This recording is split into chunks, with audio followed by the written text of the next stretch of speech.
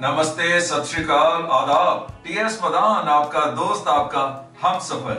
शायद मुझे जॉब मिल जाए, शायद मैं सेल क्लोज कर पाऊं, शायद मैं समय पर ना पहुंच पाऊं। ये शायद क्या है?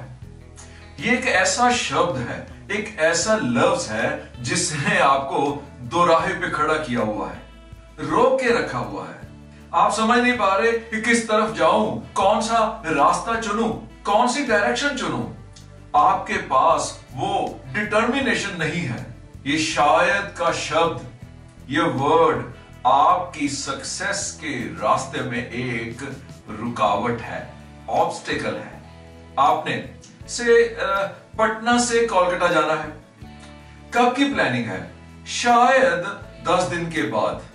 मतलब अनडिसाइडेड। टेक डिसीजन, चाहे यस हो या नो। एक रास्ते को यस बोलते हुए बाकी के सभी रास्तों को खुद ब खुद नो बोल जाओगे। Take time to decide. Decide करने का टाइम ले लीजिए। कल बताता हूं, और सोच के बताइए। आपने कोलकाता कब जाना है? प्लानिंग तो है, कल मॉर्निंग में बता देता हूं। और कल मॉर्निंग में बोलो यस 25 को जाना है या नहीं जाना है। ये तो वैसे हुआ ना कि मेरे घर कब आओगे? शायद 10th को। 10th कौन से महीने की? शायद नवंबर की। ओके, नवंबर कौन से साल का? शायद अभी कुछ कह नहीं सकता हूं। और वो 10th ऑफ नवंबर कई बार आएगी, चली जाएगी और आप नहीं आओगे। तो माय डियर फ्रेंड्स, इस शायद के वर्ड को अपनी लाइफ से निकाल दो। जो बोलना है फर्म, डिसिसिव, पक्का। सेकंड सच वर्ड है नहीं हो पाएगा। मेरे से शायद नहीं हो पाएगा। यार, आप मैच शुरू होने से पहले ही क्यों हार मान लेते हो? हमारा माइंड जब भी ये सोचता है ना कि मेरे से नहीं हो पाएगा, तो हमारी बॉडी ये समझ लेती है कि मैंने ये काम करना ही नहीं है और आपसे वो काम नहीं हो पाता। आपने एक ही क्लास में स्टूडेंट्स के डिफरेंट रिजल्ट्स देखे हैं ना?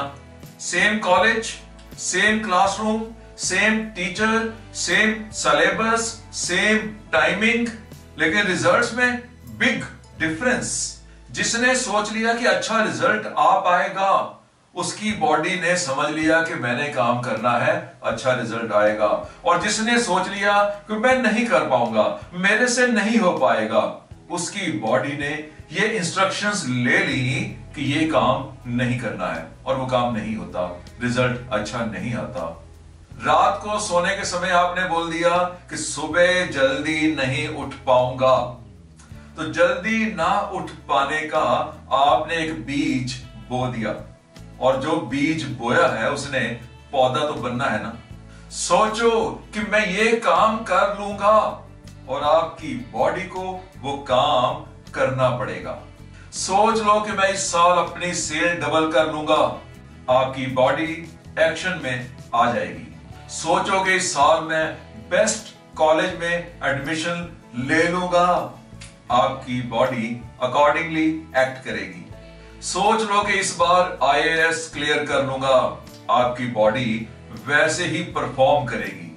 और उसके बाद जब आप सक्सेस के बाकी के इंग्रेडिएंट्स मिलाओगे तो सक्सेस गारंटीड। मैं जब लाइफ इंश्योरेंस बेचता था, 80s की बात है, तो एक दुकानदार के पास गया। वो कहने लगा सेल तो हो ही नहीं रही, प्रीमियम कैसे भरूंगा? और मैंने कह दिया कि सामने शेल्फ वाला सारा स्टॉक आज शाम तक बिक जाएगा। और अगले दिन उसने मुझे फोन करके बुला लिया कि जो आपने कल कहा था ना, वो सच हो गया। आप तो भगवान हो। मैं भगवान नहीं था, मैंने केवल उसकी सोच को चेंज किया था। वो सोच रहा था कि नहीं हो पाएगा और मैंने उसकी सोच को बदल दिया, उसे विश्वास दिला दिया कि हो पाएगा। तो उसका ध्यान हो पाएगा में चला गया। उसने उस शेल्फ को साफ किया, उसमें रखे हुए स्टॉक को रीअरेंज किया, सही से डिस्प्ले किया, खुद सही से बैठ गया। कस्टमर्स के आने पर उन्हीं आइटम्स को ऑफर किया और वो आइटम्स बिक गई। आप ट्राई कर लो। जिस साल एक स्टूडेंट सोचता है कि वो पास नहीं होगा, वो पास नहीं होता है। तो आज से मैं कर पाऊंगा, मैं कर पाऊंगा will be the key sentence. Next, ऐसे ही, just like that, मैं ऐसा ही हूं, मैं ऐसे ही खाता हूं, मैं ऐसे ही उठता हूं, मैं ऐसे ही ड्राइव करता हूं। और ये ऐसे ही वर्ड्स हमारे आलसपन को दिखाता है। हम कुछ नया, कुछ हटके करना ही नहीं चाहते और हम ऐसा ही कह के जस्टिफाई कर देते हैं कि मैं तो ऐसा ही हूं। मैंने कई फैमिलीज में यहां तक देखा है कि कई कई जनरेशन से खाने बनाने का जो तरीका है वैसा ही चलता जा रहा है, उसको बदला नहीं गया। व्यापार करने का तरीका बदला नहीं गया, घर सजाने का तरीका बदला नहीं गया, ऑफिस का डिस्प्ले बदला नहीं गया, क्योंकि उनकी सोच में है कि हम ऐसे ही हैं। और ये हमारे एटीट्यूड का पार्ट बन जाता है। से किसी को बोला गया कि खाने के साथ पानी नहीं पीना चाहिए और जवाब मिला, मैं तो ऐसा ही हूं, ऐसे ही पीता हूं। और ऐसे इंसान के लिए बदलना बहुत मुश्किल होता है।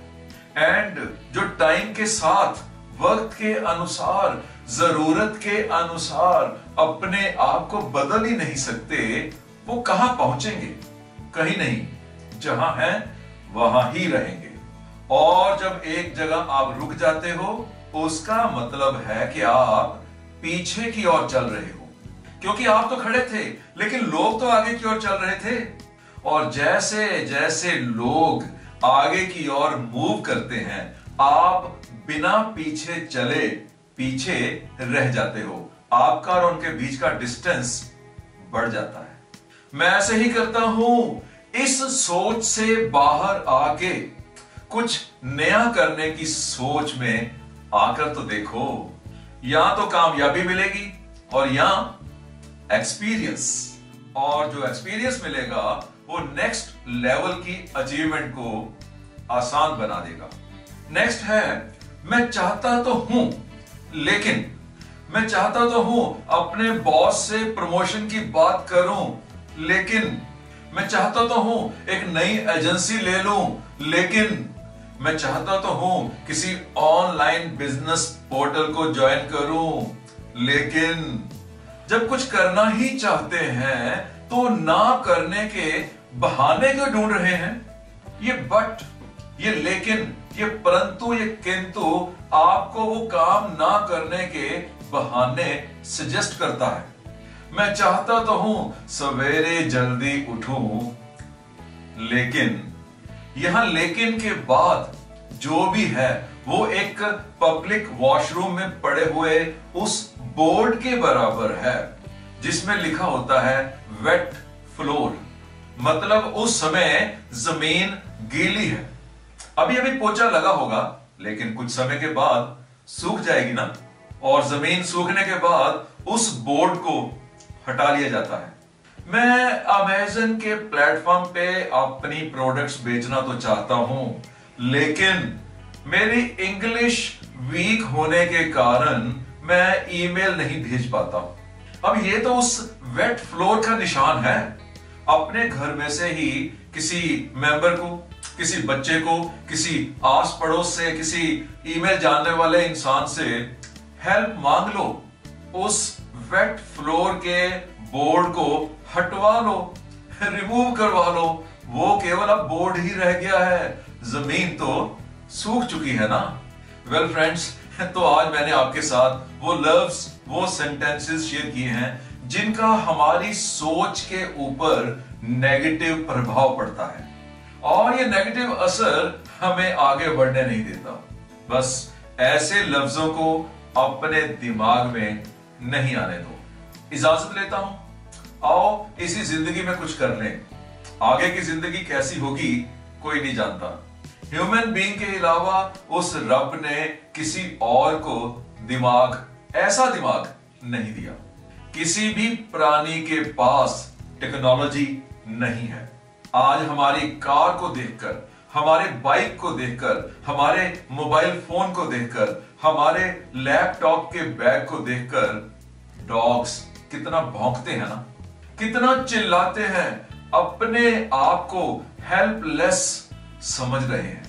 My dear sons and daughters, आओ इसी जिंदगी में अपने अरमान पूरे कर लें, अपने पेरेंट्स के अरमान पूरे कर लें और अपनी नेक्स्ट जनरेशन के लिए कुछ विरासत, अच्छी विरासत छोड़ जाएं। क्या पता अगले जन्म में किस रूप में पैदा हो। All the best. सीखते रहो, पढ़ते रहो।